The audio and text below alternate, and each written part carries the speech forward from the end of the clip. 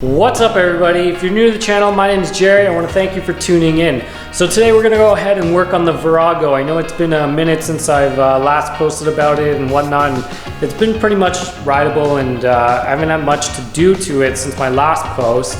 But I know I said in the previous post I wanted to redo the subframe and just like tidy up a few things here and there, just to take it all the way so I can finally have it fully ready the way I like it. I toyed with the idea of redoing the subframe, but instead what I did is I actually found somebody who can make me one, and so today I actually just got in the mail, and I'm gonna be honest, it's better than anything I could have ever made.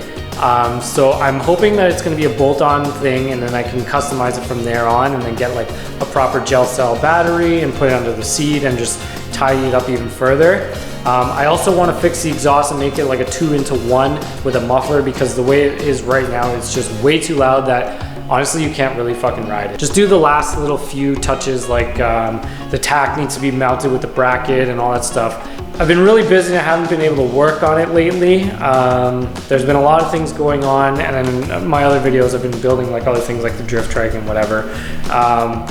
So the summer's just been flying by, so I haven't made it a priority of mine, but now a new part came in, and actually what I've been doing is I've sourced a supplier or somebody who can make me a bunch of these, and hopefully the plan is that I can offer them to sell to you guys who are gonna build this, because I get emails all the time about asking where I got such and such parts and how much I paid and etc. So I thought the best way to do this, and it was an easy natural progression for me, is since I'm already in the online business world thing with my other companies, that I could basically just start a shop for IDK builds, where you guys can go ahead and buy all these parts that I'm using directly from me. And it's not a dropship site. I physically have all the items on hand ready to ship right away.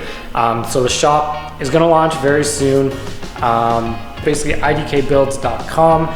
So I'm gonna upload a lot of my blogs there, some videos. It's much easier for me to write up a blog about what I'm doing in between videos. So I'll post about it there. I'll link the videos up there, and then you can also go ahead and buy the parts I'm using from the shop right there directly from me, which will also help me grow the channel and take on a new project soon and whatnot.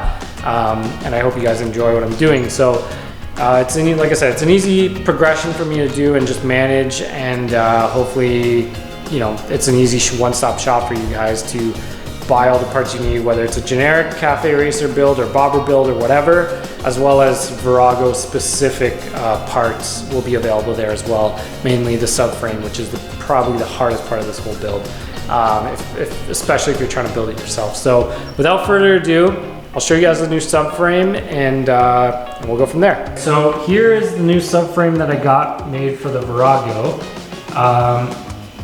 So basically what it's gonna do, it's gonna utilize the factory seat position that's on the side, and then this part will go into where the gas tank hooks up, and then it's got various parts where I can hang, like attach the seats and all the various things. Like here I can put probably the taillight fixture piece that I'm gonna be using, whatever.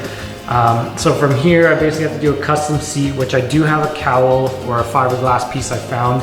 I don't know if it's gonna work yet, but I'll try it out. If not, then I'm gonna try to reuse the seat I already have. If I gotta cut this, then no biggie.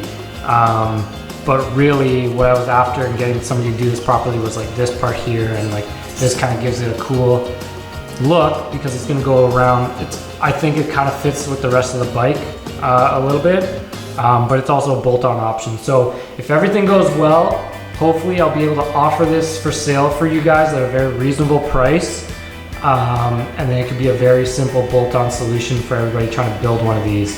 All right, so let's get started here. Gotta remove the old subframe and then take off all the wiring and get rid of all the junk on there. I gotta unstick the turn signals and the brake light so that I can transfer it, and then eventually hopefully put it on this.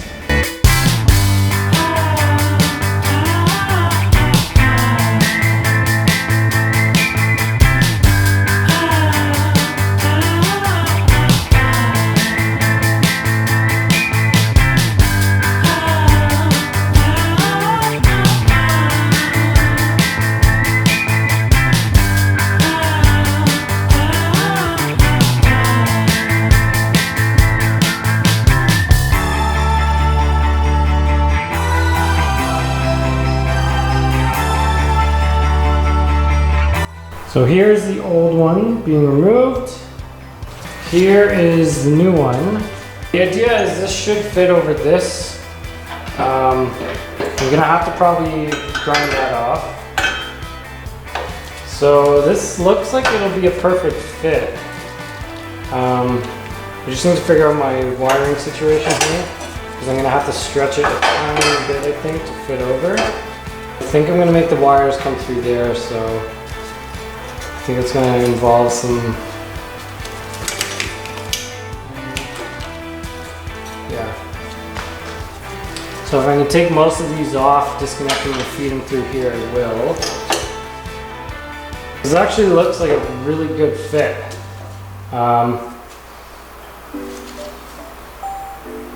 So real quick, this fit right over top, and then they give me, there's some mounting holes here that I can use to screw into the plate that's right here. So I'll be able to put a couple of bolts there, or I might tap that. This is pretty, this one over here is pretty useless. It doesn't go into anything. And then on the sides, it actually fits perfectly in the factory locations, along with the other side. So that's a bolt-on fit. Now, I want to run all the wires through here, ideally. And then they'll be sitting in here, and then I could stuff them into the pan or whatever once I figure that out. But for now, I think that actually looks pretty good. So from a distance, it's kind of what it's going to look like with the new tail. I don't think the old seat's going to fit. This is my old seat. Yeah, it's definitely not going to fit. It just, that doesn't work. I've run into a little bit of a problem. This can go on both sides. I can attach it, but on the front here, it's just missing this piece here. So this little nut that you see right here, so I actually welded that little nut onto the little flange that was sticking out factory that uses a little clip to hold the gas tank on. So I couldn't reuse that obviously, so I welded that little nut on there so I could put a bolt through this to hold the gas tank on. It's so close, it's within like a millimeter or two. When I had this sitting flush, I couldn't get these bolts in because it was so close. So I'm gonna grind off this nut and I'll see if that fixes the issue, if I can get it in, because it's, like I said, the tolerance is like no room for error. It has to be exactly precise, which I feel like it is. So before I go ahead and start chopping things on the actual subframe, I'm gonna see if I can remove that, get this to fit properly and bolt on. If I can't, then I'm still gonna leave that the way it is. I'm not gonna alter this piece here, but what I'll do is I can just re-drill these holes here just a little bit bigger, like the next size up, and that should give me enough clearance to be able to thread this in. I didn't end up cutting this nut off because I actually realized I need it to secure the gas tank, obviously. And I don't want to mess with it right now because I have it leveled based on my old subframe. If I decide to use the old subframe again, I don't want to mess with this and redo this whole bracket system again I did for the tank. Just because this subframe kind of points more down a little bit. So it's going to require a custom seat. So what I ended up doing is I attached that, and then instead I just basically drilled out the hole here, just one size bigger, like you can kind of see here. So you can kind of see that I just need to move it over like just that tiny amount there, just so I could fit the screw in on both sides. I'm sorry, the bolt on both sides. So I tightened this one down, you can't even tell, but that's a pretty good fit. The variance on this is probably due to the fact that this is a 1982 bike and not everything was built the same. Even though it was mass produced, it's like there's always gonna be that slight tolerance, and I think that was probably what it is. So, I mean, it's pretty much bolt on. It required just a tiny little bit of modification to get that to fit on. So if you do want to end up buying this same subframe that I'm going to be offering soon on my shop, I think this is a very good, easy option to have a subframe well made for a pretty cheap price, very affordable price. So as you know, I got to do a custom seat for this subframe. I basically bought some rigid foam here from Home Depot. I chopped it up and I glued it all together, and I'm just using my drift trike to weigh it down overnight. So what I'm going to do is I'm going to use this to trace the subframe or the seat pan I want to use, and then I'm going to shave it down and then use this as like a mold for fiberglass. So I've never actually worked with fiberglass, so I'm hoping that this is not going to be super tedious and actually is going to be fairly easy to do based on the few videos available online on how to make a Café racer seat. So I'm hoping that this is going to work out. It's pretty strong stuff, so I'll be able to sand it and file it nicely to the shape I need. The idea here with this is I kind of have to outline the shape. So obviously I think what I'll do is I'll trace this actually.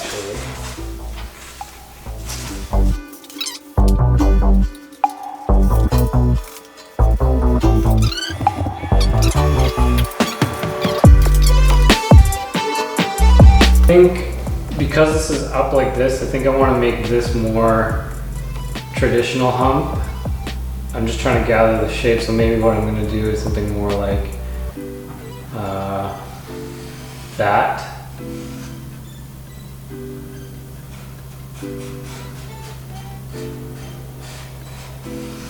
So that would be the subframe in essence. And then ideally I want to make it kind of bigger and overhang it so I can hide the battery. I'm not really sure the shape I need to go with this, to be completely honest. This definitely has to be higher. So let's say that, and then I can cut it off here. So I'm going to put a piece of metal anyways here to hide all the wires, but this hump has to be big enough to hide the battery, so maybe I can even take it like this.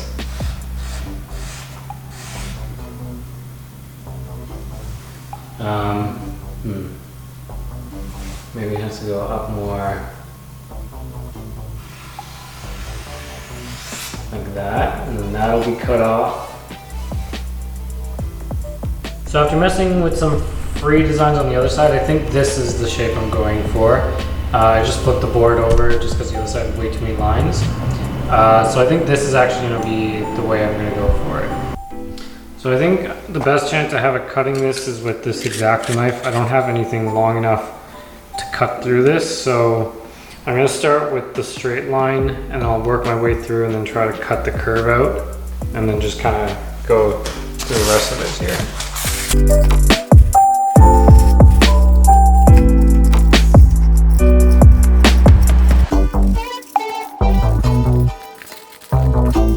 So it's taking too long with the X-Acto knife, so I grabbed my sawzall with a really long fine-tooth blade, and that actually worked perfectly.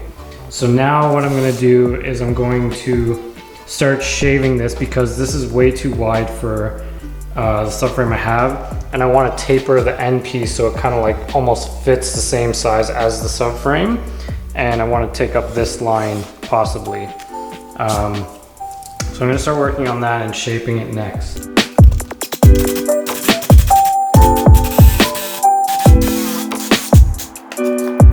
So this is because the subframe points up. So in theory, I'm gonna have all this space inside to put the battery and the wiring. So I think, like, I'm pretty happy with the shape. I think it's just kind of rounding it out now. I need to bring it in thinner a little bit more, just because this is already still too wide for the subframe I've got. So I probably need to trim it like probably ½ an inch or maybe 2 entire strips off both ends to get to where I need to be, I think.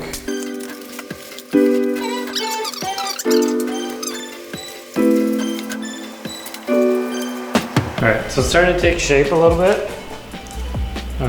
Narrowed out the edges here, so what I'm going to do now is start sanding it and just getting everything nice and smooth. Since this is, like I said, going to be the mold for the fiberglass, this has to be pretty good. It's easier to sand this than it is to sand fiberglass down. I'm just going to use a regular sanding block and see if that works.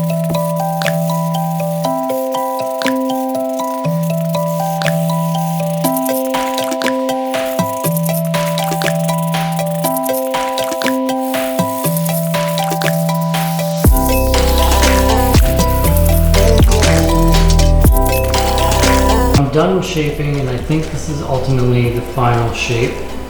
From here on, I think I need to cover the first coat with the fiberglass mesh and then do the resin and all that stuff. And it's sitting on top. The idea here is once I do this and I remove the mold, then it's going to be empty on the inside, so then it can sit flush on here. And I've tapered the back a little bit more just to kind of go with the subframe a little bit better. Now that this is on though, it actually doesn't look all that bad. I'm kind of picturing it looks a little bit more straight. So it might actually be good the way the tank is. And then once I put the cushion on the seat, I think it'll look all right. So that's about all the time I have for that today. On the next video, I'll cover it in resin and show you guys that process. If you know how to do it or you see something wrong that I'm doing right now, leave a comment below so I don't waste my time on it. I'll have an online shop coming out soon where you can buy all the parts I've used on this Virago, and it's not a drop ship model. As soon as I get the order, I can ship it right away. Like, I physically have these parts on hand. So I have a new logo. I think this is what I'm gonna go with. The new t-shirts will be coming out soon if you want to help and support and grab one of those. They're scoop tees, so I'm a little dirty here. So they're pretty trendy and they fit really well, and they're pretty nice, so I'd appreciate it if you guys want to check that out. And shop's not running yet, but hopefully I'll have it up in the next week or two. So by the next video, I'll be able to have a link where you guys can go and buy all this stuff. So I hope you guys enjoyed that. Thanks for watching. Don't forget to hit the like and subscribe button, and I'll catch you guys next time.